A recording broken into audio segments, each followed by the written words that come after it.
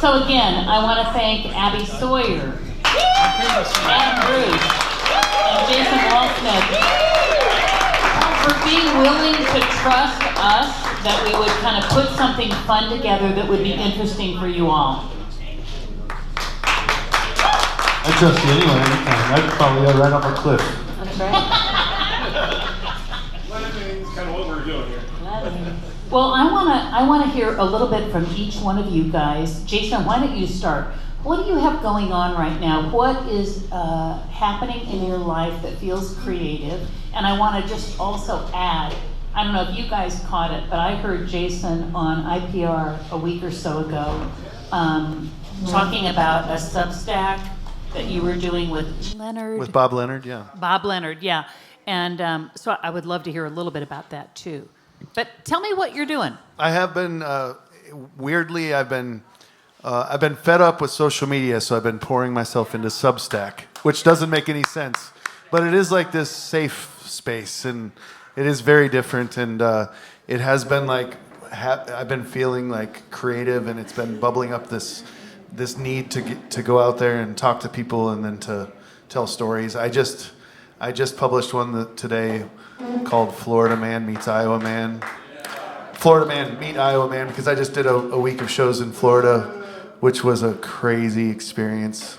And so I just compared all those Florida Man headlines with my own experience over and over again. It was fun. So I'm having fun on Substack, but that's not, I don't know. Is it Jason Walsmith, storyteller on? How do you find you on Substack? You can search my name, I think, and just Jason Walsmith. But it's The Racontourist is my column. Okay. The Racontourist. So yeah, I've been doing that, and in doing that, I've been able to collaborate with some really interesting people like Bob Leonard. We did a 5-part series on hunger in Iowa, and Bob did the writing, and we interviewed people, and we just let the people use their own voice, and I took pictures, and we published the pictures with the stories. So that was awesome. Well, what was powerful about that for me is that you said that some people didn't want their faces to be seen. So you took photos of maybe their hands or their shoes or their bag. Yeah, the way that usually works is, do you mind if we take pictures? And they would just say no. And then we would talk to them a little bit, and I'd say, do you mind if I take just a... And I obviously try to not push if they say no, but if I found an opening, I would say, what about just your cart? Can I shoot your cart? And so... so it was a little bit of a process, but we got to be a part of that conversation, Bob and I, and we both learned things from people, and it was powerful for me. So yeah, I was listening, and I kept it on as I walked around Gray's Lake and listened to the whole interview, and it was really about interviewing people at the food bank and how they ended up in that situation, and it was really emotional for me. Yeah. Thanks for tuning in. Yeah. My band, The Nadas, plays Woolies on December 5th, and it's the 30th anniversary of our... Thank you. Cool. That's our fan right there. 30th anniversary of our first record, which is not the one... It's one we don't acknowledge. It's called Not a Sound. It's not on the internet or anything, so everybody thinks the other record is our first record, but this is our first one. So that's December 5th, and... with the Nadas. That's it for me. Cool. Adam, what's going on over at your house? And I know not only music, but you guys are busy doing lots of reconstruction at your home. Yeah, all sorts of cool stuff happening. We finished painting a portion of our house last night. We have a 1901 colonial revival in Riverbend. It's a historic home, wood siding that takes a lot of attention. So little by little, we painted it all when we moved into the house like 13 years ago. And now it's that time where we have to repaint. So finished up the portion that we wanted to finish before the weather turned, right before the weather turned. So are you doing different colors or same color? Same colors, okay. But I mean, we're scraping it down to the bare wood and good for you. doing it back again. Yeah, it's terrible. It's not fun. It's not. Yeah, but it looks great. It's gonna look great. Yeah. Musically, not a ton right now. It's on the horizon to get back into the studio. It's been a minute since I did some recordings, and I'm sitting on some songs that need to get out there. So yeah, that's my goal for the next year. Cool. I can't wait to hear it. Yeah. It's so fun to have you here. I love hearing your stuff. Thank you. Yeah. No, it's I've done a few singles here and there. I think the last thing I put out was my Bruce and Parks EP with my buddy Josh, and it's sort of an irreverent country thing. But yeah, I've been sitting on a lot of songs. The one that I played tonight is a good example of one that I've been hoping to get it into the studio and actually cut and get out there. Cool. Well, Yeah. Thank you so much for joining us. Yeah, thanks for having me, guys. Yeah. Abbie. Okay, what's going on in my house?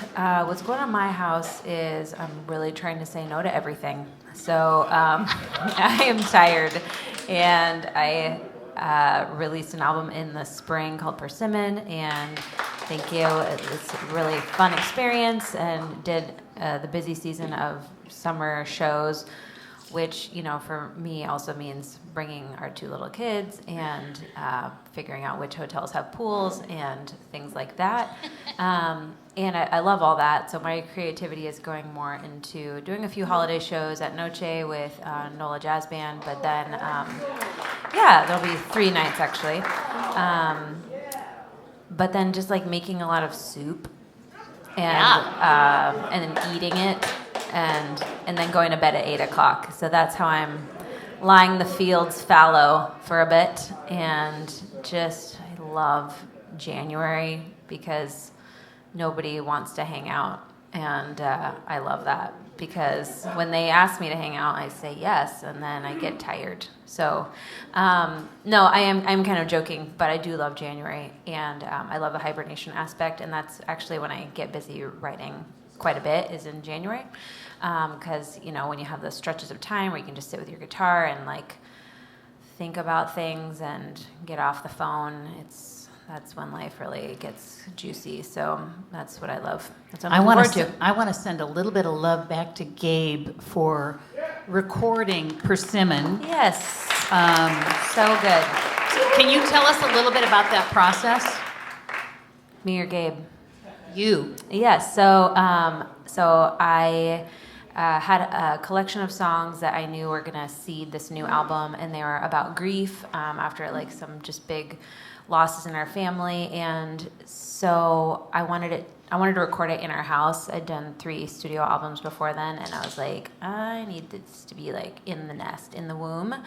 So I met with Gabe. I was like, how do you feel about the divine feminine? He's like, I'm into it. I'm like, then you're perfect for this job. So we just saw eye to eye, and he would bring all of the gear needed. We'd set it up. He'd set it up. Let's be honest. He would set it up in the living room, in the dining room, and we would just like have a studio day, which was built entirely around my family's schedule and also our schedule. So I would coordinate with the neighbors. Please do not get out your lawnmowers, your leaf blowers, your weed whackers, your hedge trimmers. And the whole street was like on this massive group text, and they were all at the release show in the spring at the Temple.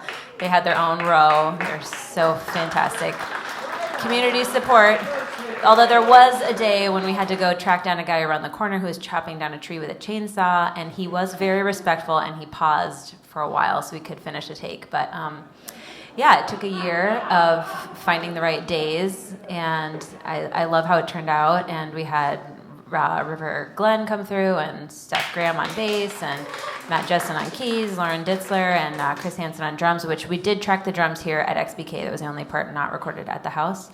So I felt really good about it, and I felt really good being like a co-producer on this album and being more in the driver's seat and making more choices about it. And I was the only person playing guitar on this album, which was a first for me, given the last 3 studio albums were not that way. So it felt like, okay, stepping into a new zone, and it felt really good. That's amazing. You know, producing a project like a new album is just such an incredible project, and it's so fun when you see your work coming to life. And you know, I know that it's just a labor of love, right? Oh, absolutely. Yeah, And, it's definitely not for the money. Absolutely not.